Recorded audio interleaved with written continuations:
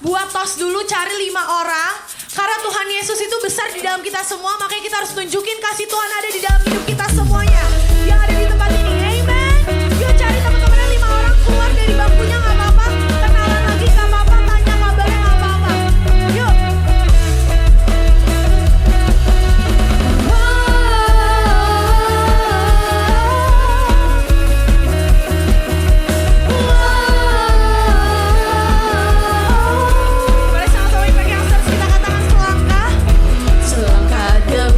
Selangkah, ku maju tiada lelah.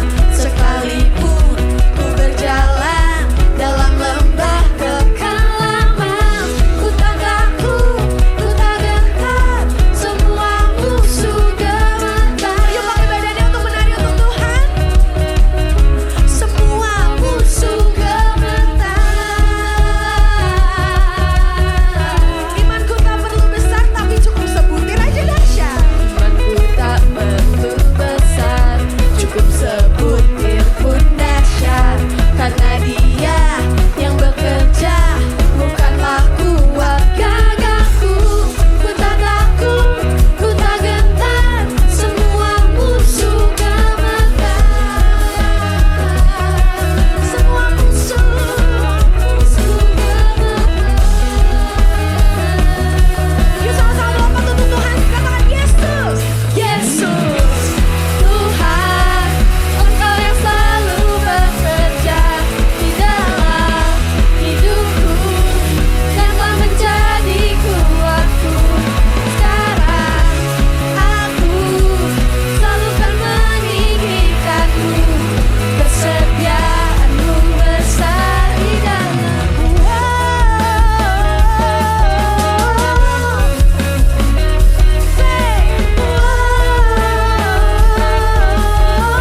Mari katakan imanku.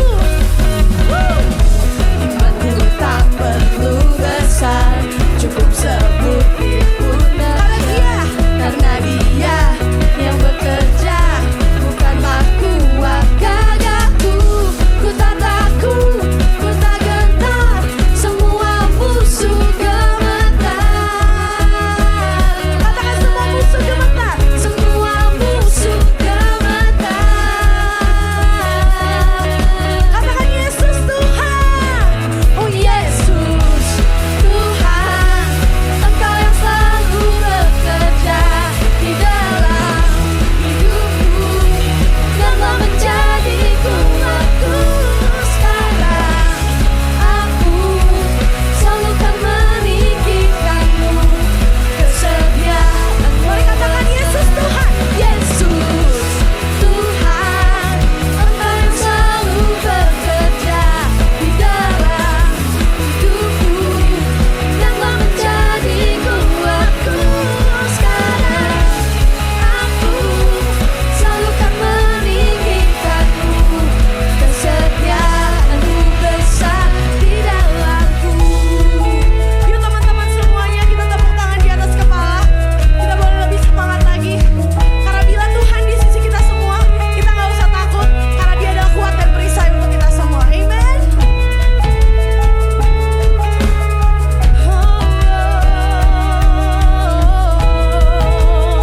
Mari kita katakan ini dengan deklarasi iman. Bila Kau di sisiku, Bila Kau di sisiku, pada siapa ku takut?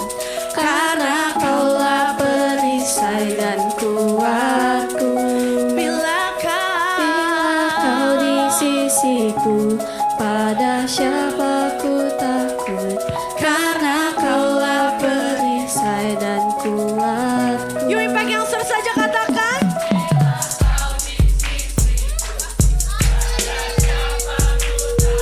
Woo.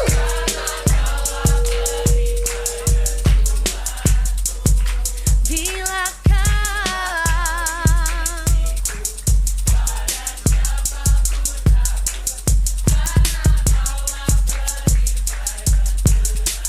Yuk teman-teman semuanya katakan. Bila Kau di sisiku, pada siapa ku takut? Karena Kaulah perisai kuatku. Dan bila Kau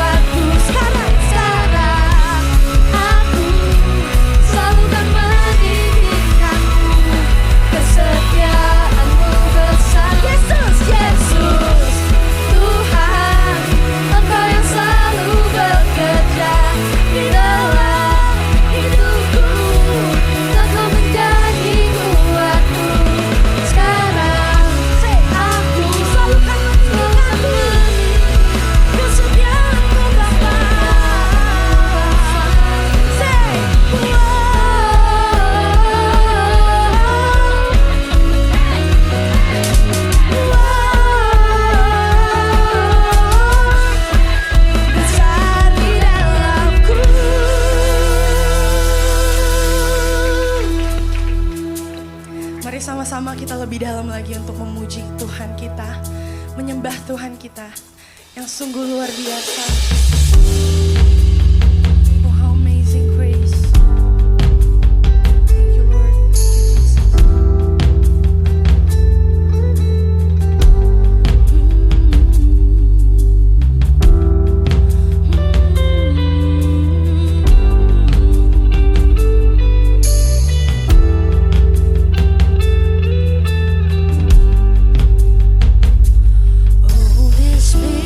Jesus. Broken and scattered in mercy gathered, mandate and hope, empty-handed but not forsaken. I've been set free, I've been set free. Oh, amazing grace, how sweet the sound that saved a wretch like me. Oh, I once was lost, but now I am found. Was blind, but now I see. Oh, I can see your name. Oh, I can see the love in your eyes, laying yourself down, raising up the broken to life.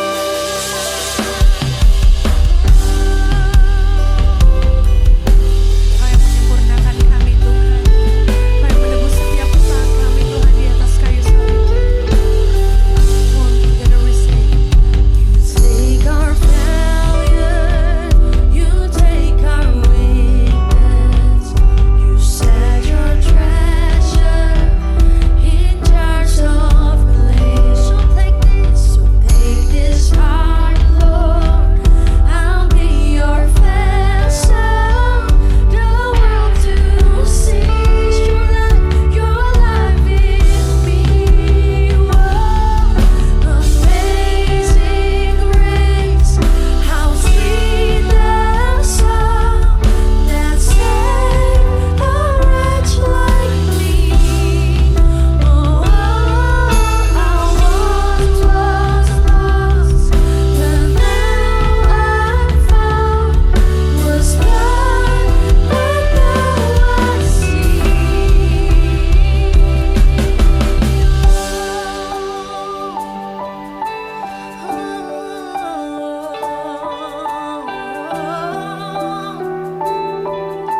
Mari teman-teman Impact Youngsters, kita mau memuji Tuhan, kita mau menyembah Dia. Mari sama-sama kita belajar untuk merendahkan hati, untuk kita datang di hadapannya, untuk masuk di hadiratnya, untuk kita boleh dengar-dengaran akan apa yang Tuhan ingin berkatakan. Kasih-Mu begitu indah Tuhan, kasih-Mu begitu indah Tuhan. Kami mau terus Tuhan mendengar suara-Mu, mendengar panggilan-Mu Tuhan, untuk kami kerjakan dalam kehidupan kami. Ini anak-anak-Mu ya Bapa, ini generasi-Mu Tuhan. Kami mau terus memberitakan firman-Mu melalui hidup kami. Kami ingin terus Tuhan menjadi buah-buah yang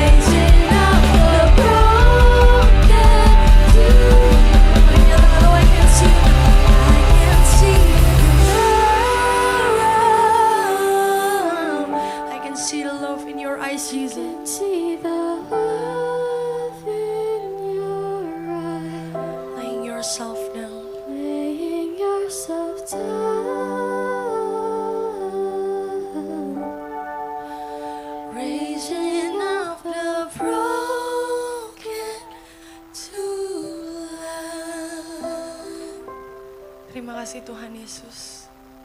Terima kasih Tuhan Yesus, karena Kau begitu baik Tuhan. Karena kasih-Mu Tuhan tidak pernah berhenti dalam kehidupan kami. Urapi kami Tuhan yang ada di tempat ini. Berikan kami Roh Kudus-Mu ya Bapa, agar kiranya Tuhan hati kami boleh menerima Tuhan setiap apa yang ingin Kau berkatakan. Telinga kami boleh terus dengar-dengaran dan mata kami hanya tertuju kepada kemuliaan-Mu saja.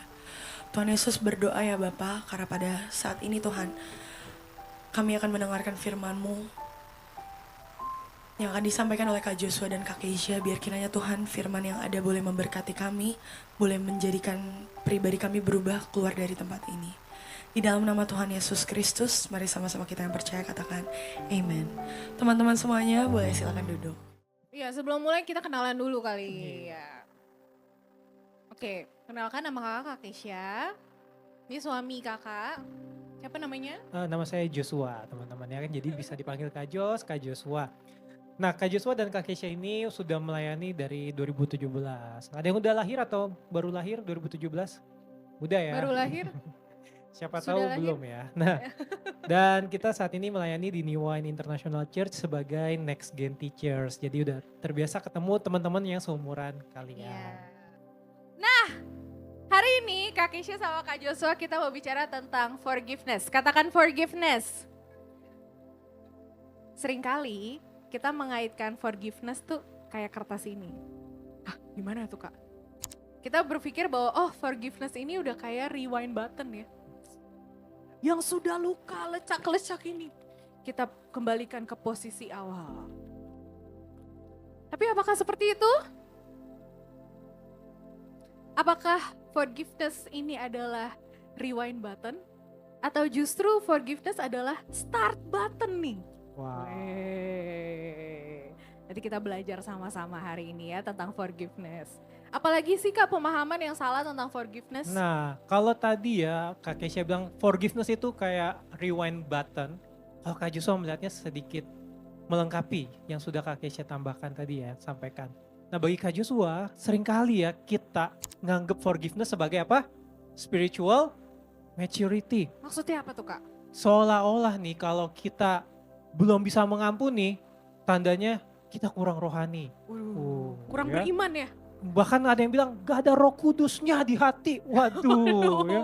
Sakit banget tuh. Sekalipun udah Kristen, udah pelayanan, tapi karena belum bisa mengampuni dibilangnya kurang ngeroh, kurang rohani. Nah, tapi adik-adik, teman-teman, kita mesti sadar gini. Ya betul, forgiveness is a part of spiritual maturity. Benar, forgiveness itu pengampunan bagian dari kedewasaan iman. Tapi bukan satu-satunya. Nah, kalau gitu pertanyaannya, what is forgiveness? Nah, buat teman-teman apa sih forgiveness itu? Coba, ada yang mau jawab satu orang mungkin? Memaafkan, betul ya. Nah, tapi kita hari ini akan lihat apa sih yang Alkitab katakan tentang forgiveness. Nah, teman-teman ada yang tahu nggak cerita ini nih di Matius 18 ayat 22? Ada yang tahu nggak? Jadi waktu itu Petrus ngomong sama Tuhan Yesus gitu ya. Berapa kali aku harus mengampuni orang yang bersalah kepada aku gitu ya. Nah, Petrus bilang apa? Pertama dia tawar Tuhan Yesus berapa? 7 kali. Tapi apa yang Tuhan Yesus jawab? Kita baca sama-sama ya. 1, 2, 3. Yesus berkata kepadanya, bukan aku berkata kepada, bukan sampai 7 kali. Mainkan sampai 70 kali. 7 kali. Wah, banyak banget ya. Itu banyak aja apa banyak banget? Banyak banget ya adik-adik. Nah, bahkan nih terjemahan Alkitab aslinya pun juga ada yang berbeda gitu teman-teman ya. Karena bisa 70 kali 7 kali atau 77 kali. Itu aja ada yang debat gitu ya. Mereka debat. 70 kali 7 bukan 77 gitu ya. Debat gitu. They are missing the whole point. Bahwa sebenarnya Tuhan Yesus nggak lagi bicara tentang angka teman-teman. Karena gini. Kalau Tuhan Yesus lahir zaman sekarang dan jadi Gen Z atau Gen A, kira-kira Tuhan Yesus akan jawab apa? 6, 7. Bener. Tuhan Yesus akan jawab 6, 7 gitu. Forgiveness, it's not about numbers. Bukan tentang berapa kali kita mengampuni orang gitu ya. Tapi tentang grace without limits. Bahkan di kitab Roma dikatakan di mana ada kesalahan di situ kasih karunia berlimpah-limpah teman-teman. So forgiveness is not about target, oh harus nih mengampuni sekian. Atau performance gitu ya. Tapi tentang buah dari anugerah yang sudah kita terima. It is about the fruit of the grace. Nah apa sih buah dari kasih karunia itu? Ini yang pertama teman-teman ya. Bahwa kita sudah diampuni. Katakan sama-sama diampuni. Diampuni. Nah teman-teman, Kristus menunjukkan tentang pengampunan lewat apa? Kayu salib. So mengampuni itu memang gak pernah mudah teman-teman. Tuhan Yesus saja harus ngapain? Dicambuk, dihina, diludahin. Dia apa lagi dipukulin. It's not easy and never meant to be easy. Pengampunan gak pernah mudah dan memang gak harus mudah teman-teman. Tapi justru di situ anugerahnya. Karena lewat pengorbanan Kristus kita diselamatkan. Nah harus mulai dari identitas ini dulu teman-teman. Bahwa kita orang-orang yang sudah diampuni. Kita mengampuni bukan supaya kita diselamatkan, bukan supaya kita diberkati Tuhan. Tapi karena kita adalah orang-orang yang sudah diampuni. Makanya teman-teman ada quotes bilang gini ya. Forgiven people, forgive people. Kita mengampuni bukan karena orang itu layak diampuni, setuju? Sometimes some people are not qualified buat diampuni, setuju ya? Ada orang-orang yang nyebelin banget sampai dia tuh gak layak diampuni. Tapi kenapa kita harus mengampuni? Karena itu adalah identitas kita. Kita orang-orang yang sudah diampuni Tuhan. So, mulai dari ini teman-teman ya. Cara kita bisa mengampuni harus dimulai dari kesadaran bahwa kita adalah orang-orang yang sudah diampuni. Dan kita dipanggil oleh Tuhan untuk mengampuni orang lain. Kesadaran bahwa kita telah diampuni Tuhan, itu memampukan kita ketika kita ngelihat orang lain, yang kita lihat udah bukan Kak Joshua lagi, Kak Kisha lagi, tapi Roh Kudus atau Tuhan Yesus yang ada di dalam diri Kak Joshua, yang ada di dalam diri Duren, yang ada di dalam diri adik-adik semua sekalian. Jadi ketika kita melihat orang lain, yang kita lihat bukan teman kita, tapi Tuhan Yesus yang ada dalam dirinya. Ya. Dan ternyata ketika kita bertumbuh dewasa adik-adik, kita menyadari loh, mungkin ya, ketika ada orang lain buat salah sama kita, iya dia salah, tapi bisa jadi kitanya pun juga ada part salahnya. Betul. Ya, jadi maturity begins when I realize you can be wrong, tapi I can still be imperfect juga. Gitu. Ya setuju banget dengan Kak Kesia teman-teman ya. Karena firman Tuhan pun bilang di Roma bahwa semua orang telah, ingat gak? Telah berbuat dosa dan telah kehilangan kemuliaan Allah. So gak ada satu orang pun di ruangan ini atau di ruangan sebelah atau di mana-mana gitu ya yang tidak berdosa. Kita semua berdosa dan pasti kita ngambil part saling melukai dalam sebuah relasi. Nah teman-teman, tapi Kak Joshua mau bilang bahwa untuk bisa mengampuni kita cuma bisa mengasihi. Lawan dari kebencian, lawan dari dendam adalah mengasihi. Karena the only thing more powerful than hate is love teman-teman ya. Dan ini membawa kita juga pada perenungan bahwa ternyata mengampuni itu enggak cuma kepada orang lain. Tapi yang paling pertama dan yang paling penting adalah mengampuni diri sendiri. Coba puk-puk dirinya gitu. I forgive you gitu ya. I forgive you. Nah tapi ternyata mengampuni diri sendiri pun juga enggak mudah. Betul, karena kalau mengampuni orang lain kan kita kelihatan ya wujudnya ya. Oh dia nyakitin aku, dia ngatain aku gitu. Tapi gimana dengan diri sendiri? Nah cara taunya gimana sih? Ada yang namanya self-hatred. Ada yang tahu nggak self-hatred? Apa sih contohnya? Self-hatred? Yes, apa contohnya? Banding-bandingin, betul ya. Comparing, siapa yang di sini suka ngebandingin dirinya sama temennya? Ih kayaknya dia lebih ganteng ya, atau kayak lebih cantik deh. Kayak dia lebih pinter ya. Aku kayak biasa-biasa, mediocre gitu ya. Atau mungkin kita suka nge-underestimate diri kita sendiri. Rasanya kayak yang lain punya bakat tapi aku enggak ya. Kalau ditanya hobi apa? Diem. Tidur gitu ya. Gak punya hobi, rasanya jadi kayak kerasa diri sendiri itu tidak sehebat yang lain. Atau bahkan kita jadinya nyalahin diri sendiri ya. Feeling stupid, feeling unwanted gitu ya. Kayaknya papa mama tanpa aku baik-baik aja deh. Atau kayaknya teman-teman gak ada aku kayaknya everything's fine. They don't need me. Nah itu contoh-contoh dari kita membenci diri kita sendiri. Terus gimana caranya kita nge-overcome itu semua ya? Yang pertama-tama yang harus kita rasakan dan kita sadari adalah kita mesti belajar untuk separating what you do sama who you are. Terkadang kalau kita ngelakuin kesalahan, misalnya we make mistake, yang ada di kepala kita adalah oh I am the mistake. Aku kesalahan nih, gue ngelakuin kesalahan, gue yang salah. Padahal mungkin di mata Tuhan tidak seperti itu. Bahkan firman Tuhan jelas loh bilang, oleh karena engkau berharga di mataku dan mulia, dan aku ini mengasihi engkau. Jadi gak peduli apa yang kita lakukan, kesalahan yang kita lakukan, Tuhan tetap menganggap kita tuh berharga. Berharga di mata Tuhan. Dan yang kedua, belajar untuk self-compassion. Ini bukan self-pity ya. Tahu kan playing victim, bukan seperti itu ya. Tapi self-compassion adalah menyadari bahwa kita udah diselamatkan Tuhan. That's why kita belajar untuk melihat diri sendiri seperti Tuhan melihat kita, ya. Dan yang terakhir, kita juga mesti belajar. Jadi, kalau misalnya udah ngelakuin kesalahan, kita pikir lagi gimana ya caranya biar kedepannya nggak melakukan kesalahan yang sama. Tuh, jadi learn, tapi jangan di-looping kesalahannya. Oke. Nah teman-teman, jadi tadi betul ya kata Kak Kesia, kita harus belajar dan tidak mengulangi kesalahan. So hari ini teman-teman, Kak Joshua pengen ngajak kita sama-sama merenungkan pertanyaan ini. God forgives you, so why can you forgive your?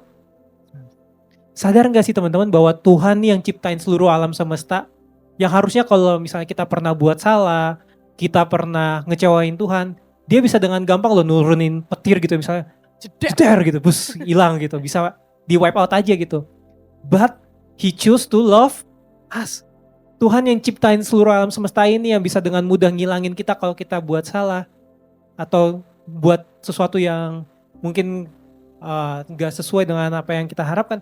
Justru dia memilih untuk mengasihi dan memberkati kita teman-teman. Kalau Tuhan aja mau mengampuni kita, kenapa kita gak bisa mengampuni diri sendiri teman-teman. So let this question sink in di hati kita teman-teman ya. Renungkan gitu. Kalau Tuhan sudah mengampuni, kenapa saya gak mengampuni diri saya sendiri? I know gak mudah, I know rasanya painful untuk mengampuni diri sendiri, tapi ingat, Tuhan sudah mengampuni kita. Bahkan rela turun ke dalam dunia, disiksa, dihina, di kayu salib, cuma untuk mengampuni kita teman-teman. Nah, kita akan mau tutup dengan satu ayat ini yang memberkati Kak Joshua dan Kak Kesia. By the way, ini ayat weddingan kita. Tahu ya kalau di wedding ada ayat gitu ya. Nah, jujur ini ayat yang sebenarnya jarang ya. Sebenarnya jarang di weddingan gitu teman-teman. Tapi kita milih ini. Kenapa? Karena I know I'm gonna make so much mistakes gitu ya. Sebagai laki-laki saya sadar saya akan melakukan banyak kesalahan gitu ya.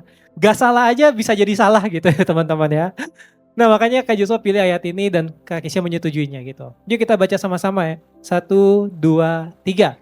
Most important of all, love each other deeply. Because love makes you willing to forgive many sins. 1 Petrus 4 ayat yang ke-8.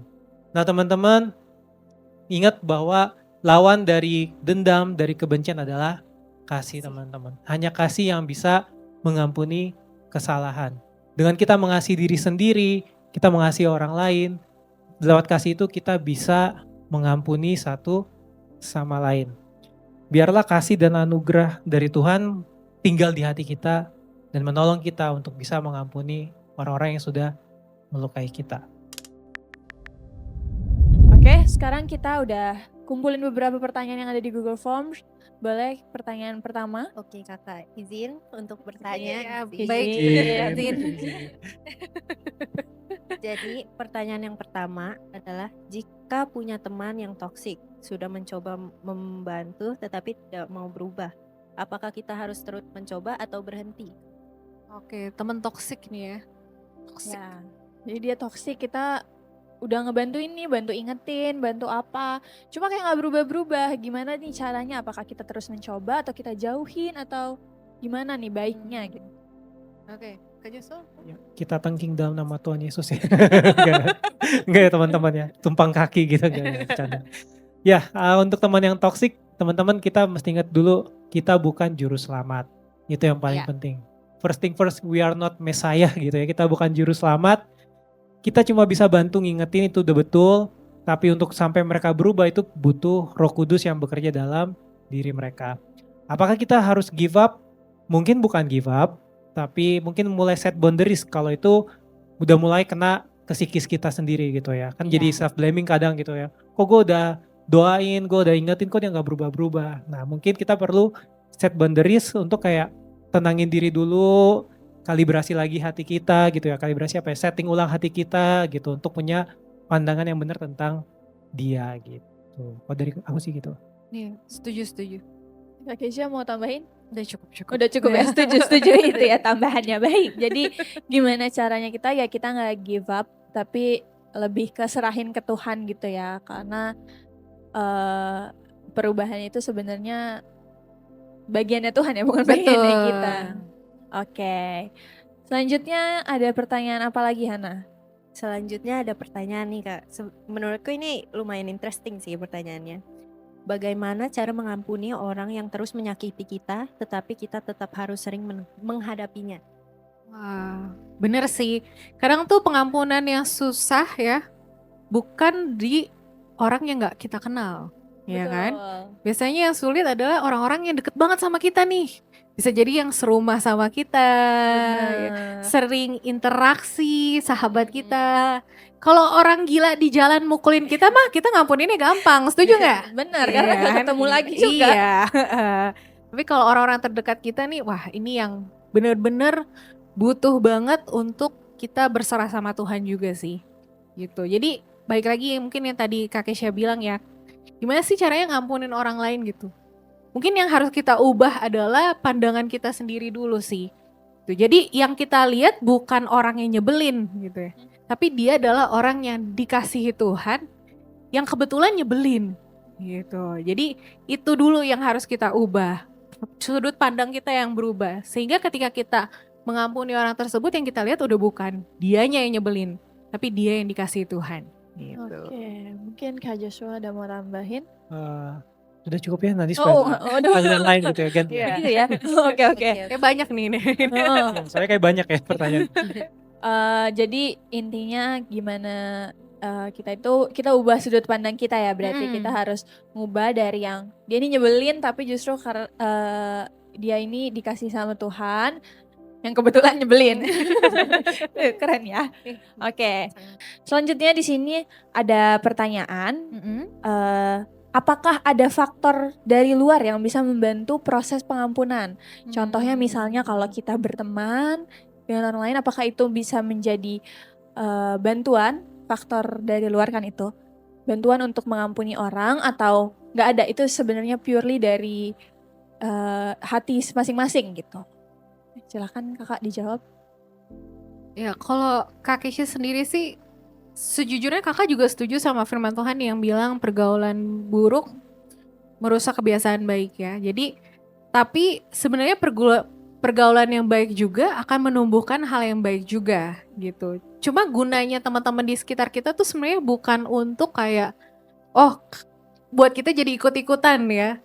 Tapi mereka akan ada di sekitar kita untuk ngingetin lagi gitu. Ngingetin lagi kemarin kan udah denger nih firman Tuhan ya. Masa kita kayak gini sih? Mungkin kayak gitu ya. Jadinya orang-orang di sekitar kita bisa untuk ngebantu kita untuk hal itu ya, untuk ngingetin. Tapi untuk perubahan yang sejati memang harus dari dalam. Karena kalau dari luar sifatnya cuma reminder aja. Kayak alarm. Kan kalau alarm kan dari luar ya. Bangun, oh iya. Tapi kalau alarmnya lagi mati dan kita handphonenya lagi mati, kita ngapain? Nah, itu harus dari diri sendiri juga. Gak bisa terus-menerus ngandelin orang lain. Dan tentunya dari Roh Kudus. Dan jujur beberapa orang punya case yang sulit mengampuni teman-teman dan itu berkaitan dengan mentalnya mereka gitu. Kondisi mentalnya. Jadi kalau teman-teman mungkin, "Kak, aku udah doa, udah puasa masih nggak bisa ngampunin." Nah, mungkin teman-teman perlu datang ke ahlinya gitu ya, ke konselor, ke psikolog. Di sini kan juga ada kakak-kakak konselor gitu ya yang bisa bantu teman-teman. Pergunakan gitu fasilitas yang ada, datang konseling gitu ya. Betul. Sampai akhirnya teman-teman bisa mengampuni nggak cuma secara rohani tapi jiwaninya juga gitu, secara jiwanya juga bisa mengampuni orang yang bersalah ke diri teman-teman gitu. Wow. Wow. Wow, luar biasa ya jawabannya. Oke, selanjutnya di sini ada Ada pertanyaan yang baru muncul nih Kak. udah Oke. muncul dari Google Forms-nya nih. Iya. Pertanyaannya adalah yang mana kamu mau bacain? Silakan, Hana. Oke, thank you. Bagaimana melupakan hal yang seorang tersebut lakukan yang masih menyakitiku? Oh, gimana caranya melupakan ya? Iya, jadi kan Hmm. dijahatin nih misalnya, terus Mm-mm. pasti kan keingat terus. Nah, gimana nih kita mau lupain nih rasanya? Tuh, gimana caranya? Jujur, melupakan bisa nggak? Jujur nggak bisa teman-teman Iya, ya. betul. Ini Memori hard itu nggak truth-nya bisa, ya. hard Heeh. truth-nya gitu. Iya. Tapi ada juga yang mungkin ya, kalau karena Kak Kisha kan belajar psikologi ya. Jadi kalau misalnya kadang kalau peristiwa terlalu menyakitkan buat kita, ada yang namanya repress gitu ya. Jadi kita sengaja ngelupain, itu bisa juga sebenarnya. Tapi nggak sehat gitu. Kenapa? Karena itu one day bisa muncul lagi dan efeknya nggak bagus buat badan kita. Jadinya trauma gitu. Nah, menurut kakak, gak usah terburu-buru untuk melupakan gitu. Jadi ada waktunya kadang kita mengizinkan Tuhan untuk ikutin waktunya Tuhan. Ya, jadi bukan waktunya kita. Kadang kan kita pengennya buru-buru ngelupain, buru-buru ngampunin, buru-buru berhubungan baik gitu ya. Tapi kadang ada waktunya loh Tuhan kasih kita waktu. Mungkin untuk sama-sama refleksi lagi, untuk mikirin lagi kira-kira kemarin salahnya di mana ya. Kedepannya gimana ya biar nggak ngelakuin hal yang sama lagi. Kayak gitu. Oke, berarti Serahkan semua ke Tuhan. Iya, betul. Tunggu Waktunya timingnya Tuhan. Tuhan. Iya. Oke. jadi memang sebenarnya kalau untuk melupakan itu nggak bisa ya, karena pasti akan ada momen-momennya keingat. Ya, Mm-mm. berarti gimana kitanya berdamai dengan hal itu aja ya. Oke. Betul. Kak Joshua yang mau ditambahin? Udah sih sesuai. Oh, ya. udah. Cukup ya. Udah cukup ya, Oke. cukup. Baik. Kalau gitu kita lanjut ke pertanyaan selanjutnya dari Google Forms juga nih, ada yang tanya, kenapa sih Kak pengampunan itu penting di kehidupan kita gitu? Kenapa kita harus mengampuni gitu? Oke, kenapa penting gitu teman-teman ya? Sepenting kita harus diampuni sama Tuhan gitu ya. Jawaban sederhananya gitu. Karena tanpa pengampunan, tanpa kita belajar mengampuni, kita tuh gak akan bisa jadi manusia seutuhnya teman-teman. Sebagai manusia kita harus ngalamin yang namanya sakit, ngerasain yang namanya terluka. Dan manusia seutuhnya adalah orang yang pernah terluka dan pernah mengampuni teman-teman. Gitu. Iya. Kadang justru ya kalau yang Kak Kesha percaya, kadang tuh memang rasa sakit itu perlu gitu. Contohnya apa sih? Kalau misalnya siapa yang di sini tangannya pernah kebeset pisau? Pernah kan? Sakit gak? Mau lagi gak? Enggak kan? Gak ada mau kan? Tapi rasa sakit itu perlu ya. Jadi kalau misalnya bayangin kalau misalnya kita kebeset pisau tapi kita nggak ngerasain apa-apa. Iya kan? Jadinya ya udah kita ulangin aja terus kan. Gitu. Kita beset aja terus ya. Jadi debus ya. Ya. Tapi kan ketika kita tahu rasa sakit, oh ini sakit nih. Berarti pisau ini karena sakit di tanganku, aku nggak boleh ngelukain temen juga pakai pisau. Gitu. Jadi kadang memang kita perlu ngerasain yang namanya sakit gitu ya. Kita perlu ngalamin kita harus mengampuni sehingga kita tahu apa itu arti pengampunan. Gitu. Jadi terkadang memang harus diperlukan gitu. Karena kalau kita nggak ngampunin kayak yang tadi ya Kak Jos ya, kayak kita tuh minum racun terus ya. Minum racun tapi berharap yang mati orang lain. Gitu. Oh, itu kan gak enak banget ya. Oke, berarti kita harus belajar juga ya. Kita emang hidup ini emang proses pembelajaran. Betul ya. sekali. Bener. Oke. Selanjutnya di sini ada pertanyaan lagi. Kenapa mengampuni orang lain itu lebih susah daripada mengampuni diri sendiri? Wah. Kayaknya kalau orang lain tuh gampang, ya udah deh nggak apa-apa, ya udah deh nggak apa-apa. Tapi kalau ke diri sendiri tuh kayaknya Susah ya? susah banget gitu kayaknya. Kenapa tuh Kak? Dan gimana caranya untuk bisa mengampuni diri sendiri juga? Kalau menurut Kak Keisha sendiri ya, kenapa sih ngampunin diri sendiri itu susah? Karena wujudnya nggak kelihatan. Iya, kalau orang lain yang nyakitin kita kan kelihatan ya. Oh dia ngatain nih, ngapain lagi? Oh dia jauhin gue gitu. Tapi kalau diri sendiri gimana? Siapa yang seringkali ngerasa pas mungkin lagi ulangan ya, lagi ujian, kayak nggak bisa deh, kayak I'm failed gitu. Itu kan sebenarnya kita lagi ngatain diri kita sendiri ya.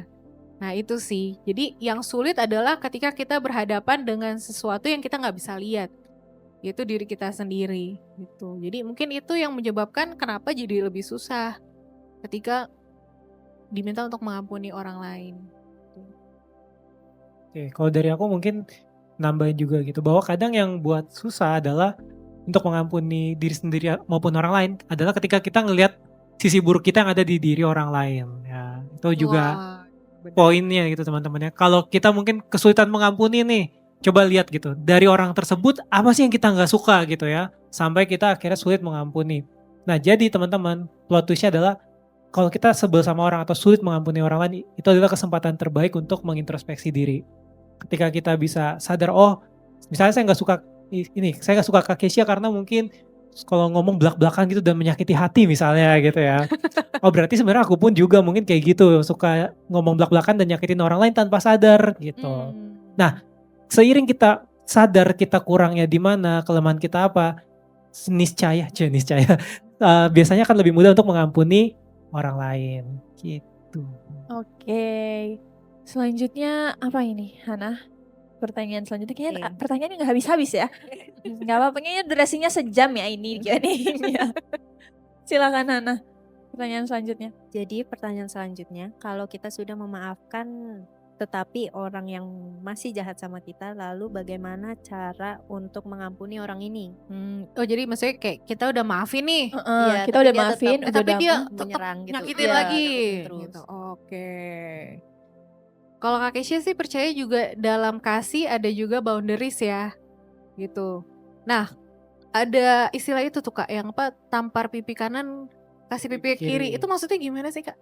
Wah, Kasih Gimana aja ya? ya. Iya. kayaknya tuh Ini konteksnya bagus sih, beda. bagus sih. Nah itu beda Kak Kesia, itu konteksnya Iya. tentang ngasih ini ya, ngasih all out gitu buat orang lain gitu teman-teman. Tapi enggak ya teman-teman, bukan gitu ya. Masa kita habis ditampar pipi kanan kita kasih pipi kiri, itu beda konteks teman-temannya di Alkitab. Nah kalau orang itu terus menyakiti kita teman-teman dan itu pengaruh banget ke diri kita harus set yang namanya boundaries atau batasan.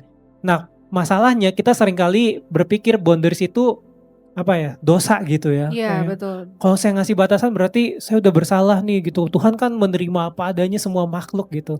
Tapi nggak semua makhluk jujur teman-teman. Karena ada makhluk-makhluk yang memang kayak gitu, yang terlalu menyakiti. Nah ketika itu udah harmful ke kita, mungkin gak cuma fisik ya, tapi secara verbal, secara mental, it is better to step out gitu teman-teman. Mundur gitu, mundur sejenak, batasi gitu, jangan sampai kita yang terluka babak belur dianya fine-fine aja gitu teman-teman ya. Iya. Karena biarkan sekali lagi ada yang partnya Tuhan, ada yang partnya kita gitu. Part kita mengampuni, part Tuhan yang ngurusin gitu, mempertobatkan dia. Amin. Betul. Oke, jadi memang kadang kita harus kasih boundaries juga ya. Kasih Wah, jarak, kasih jarak ya. Bukan karena kita benci tapi karena biarkan Tuhan yang menyentuh hati orang tersebut. Oke, ya Iya. mengerti. Baik, selanjutnya ini kan dari tadi kita udah ke luar kan, Before. ke teman-teman gitu kan. Sekarang ada pertanyaan yang justru masuk nih ke orang lingkup terdekatnya. Gimana caranya kita melupakan atau mengampuni ayah kita yang suka mukul atau yang kayaknya di rumah tuh jahat gitu, mukul mamanya atau mukul anaknya sendiri bahkan gitu. Gimana caranya kita mengampuni? Oke. Wah, jujur berat teman-teman ya. Siapapun yang nanya itu, I'm so sorry to hear that gitu ya. Kak Joshua turut berduka gitu dengan apa yang teman-teman alami. Dan memang gak mudah untuk mengampuni ayah gitu teman-teman ya. Karena Kak Joshua pun pernah ada di posisi itu gitu. Untuk bisa mengampuni papa Kak Joshua itu nggak mudah teman-teman ya. Nah gimana cara kita mengampuni orang tua kita? Jujur butuh waktu yang lama tapi yang bisa kita lakukan yang pertama adalah kita mulai dari empati teman-teman. Bahwa di balik orang tua yang abusive, di balik orang tua yang mungkin menyebalkan, menjengkelkan, sebenarnya ada inner child yang meronta-ronta juga gitu. Ada anak kecil yang meronta-ronta yang butuh pertolongan juga di dalamnya gitu teman-teman. Ingat orang tua kita juga pernah jadi anak gitu ya. Dan mereka pun pernah ngalamin perilaku abusive.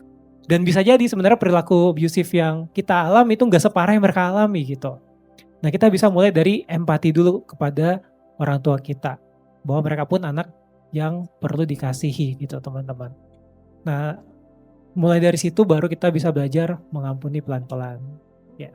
Iya betul juga sih. Tapi Kak Kesha juga saranin kalau misalnya melihat ada kekerasan atau apa ya, sebenarnya bisa minta tolong juga ya teman-teman gitu. Jadi kita sebagai anak gitu, kita bisa juga kok untuk bilang, papa jangan gitu, mama jangan gitu, itu juga bisa gitu. Tapi kalau misalnya emang udah dilakukan terus-menerus dan kayaknya tetap terulang kembali, berarti kita bisa cari bantuan juga. Mungkin dari kakak-kakak di sini mau cerita, itu boleh banget ya. Asal jangan ditanggung semuanya sendiri gitu, karena kasihan banget adik-adik ya. Jadi belajar untuk menceritakan apa yang ada di isi hatimu, apa yang ada di pikiranmu. Cari pertolongan itu tanda bahwa kita kuat, bukan kita lemah. Oke, jadi teman-teman semua yang kayaknya tidak kuat gitu ya, atau merasa sedih, terus merasa kenapa-kenapa, boleh cari teman, cerita atau cerita ke kakak-kakaknya. Itulah guys pentingnya komsel. Jadi buat Betul sekali. yang belum join Mari komsel, join komsel guys. Masuk.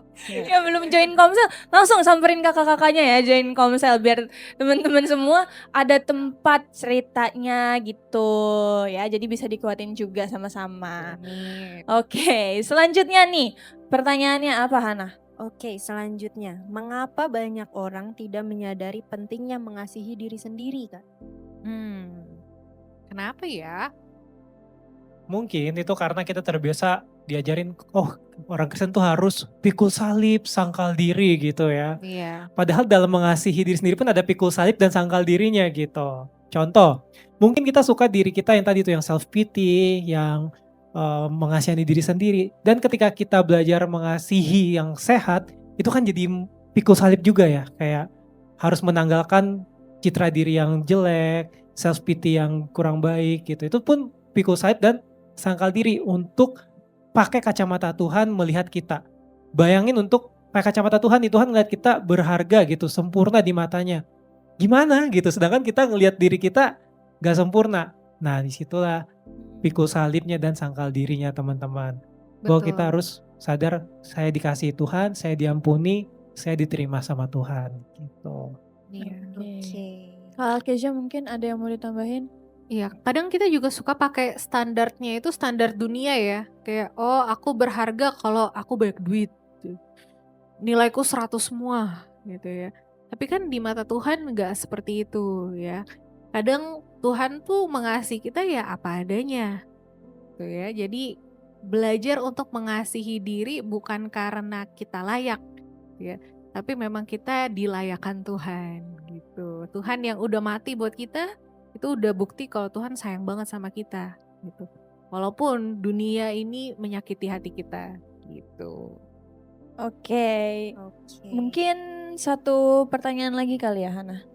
Boleh apa aja kita masih banyak ternyata ya pertanyaannya ini.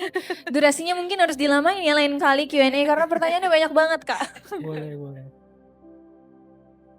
Oke. Mungkin ini sebenarnya pertanyaannya mirip, cuma gimana caranya kalau misalnya ada teman atau ada orang yang ninggalin luka terus dia udah bikin nama kita hancur, misalnya di sekolah kita difitnah, digosipin gitu atau apa, kayaknya dibikin cerita yang enggak gitu. Gimana caranya kita mengampuni dan gimana cara kita nanggepinnya? Karena kan itu ya pasti kalau diomongin yang enggak kan kayak bingung ya, Iya. harus apa gitu. Kira-kira Difitnah gimana ya? Kak? Pernah difitnah gak Kak Joshua? Jujur pernah. Divitanya pindah agama lagi nggak nanggung-nanggung ya. Waduh. Tapi Ya, emang ya, itu ya, ya. challenge-nya teman-teman ya, challenge-nya di situ. Kalau di fitnah, wah kita mau bersihin segimanapun kalau mereka percaya dengan kebohongan yang mereka percaya gitu, percuma gitu teman-teman. Tapi yang bisa kita lakukan kalau konteksnya di sekolah, yang kita bisa lakukan ya lapor ke guru gitu, ke kepala sekolah kalau perlu gitu ya. Dan bersihin namanya bukan ke teman-teman tapi ke sistem sekolah gitu yang udah ada menyediakan. Tapi untuk mengampuni pribadinya, nah itu Kak Kesha mungkin bisa bantu jawab. Ya, kalau menurut kakak ya, kalau menurut aku sendiri sih sebenarnya kayaknya kita nggak perlu deh ngebersihin nama kita. Tuh kayak ngejelasin ke setiap orang kayak, aku nggak kayak gitu loh, aku baik gitu. Kayaknya itu nggak perlu untuk dilakukan gitu ya. Tapi yang bisa kita lakukan adalah kita melakukan kasih sih gitu. Gak mesti yang heboh banget kayak satu sekolah kita harus kasih coklat ya biar nganggap kita baik ya, enggak gitu. Tapi tunjukin aja bahwa kita nggak seperti yang mereka bicarakan gitu. Nanti pada akhirnya setiap orang akan punya penilaiannya sendiri sih gitu. Dan menurut kakak kalau kamu sudah bisa bertahan walaupun ada fitnah banyak, kamu orang yang luar biasa. Oke. Luar biasa, berarti harus tunjukin lewat aksinya ya. Betul. Oke, kalau gitu Oke. itu aja. Thank Terima you, kasih Kak. banyak Thank you. kakak-kakak, Kak Joshua, Kak Kesha. Terima kasih teman-teman semua. Bagi saudara-saudara yang diberkati Impact Community Indonesia dan ingin memberikan persembahan atau donasi, dapat disalurkan ke rekening Bank Gereja Impact Community Indonesia dan Yayasan Tangan Pengharapan, serta QR Code BCA Mobile, GoPay, OVO, Dana, Shopee, dan Link Aja. Ibadah Impact Community Indonesia berlangsung on-site di Mall of Indonesia, lantai P3, Kelapa Gading, Jakarta Utara. Bagi jemaat yang ingin mengikuti secara online, ibadah live streaming dapat diikuti pada pukul 10 pagi waktu Indonesia Barat di YouTube Impact Community Indonesia. Mari bersama-sama untuk datang dan mengikuti 60 Minute Worship secara on-site setiap Rabu malam pukul 19.30 waktu Indonesia Barat, langsung di Gereja Impact Community Indonesia, Mall of Indonesia lantai P3. Mari bawa keluarga dan ajak orang-orang yang Anda kasihi. Impact Community Indonesia Friday Service.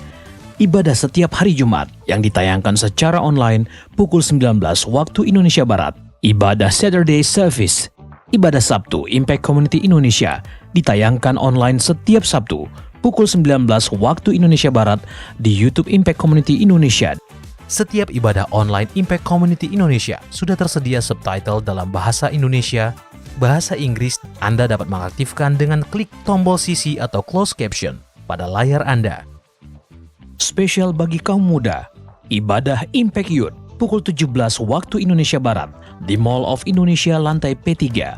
Bagi jemaat di luar kota Jakarta dapat menyaksikan ibadah youth secara online di YouTube Impact Community Indonesia. Bagi Anda yang ingin tahu lebih banyak tentang firman Tuhan, dapat bergabung dalam Bible Study Impact Community Indonesia melalui virtual setiap 2 minggu sekali pada hari Sabtu pukul 9 pagi waktu Indonesia Barat. Pendaftaran ini gratis dan dapat dilakukan dengan mengisi form registrasi melalui scan QR Code atau dapat menghubungi nomor yang tertera di layar Anda.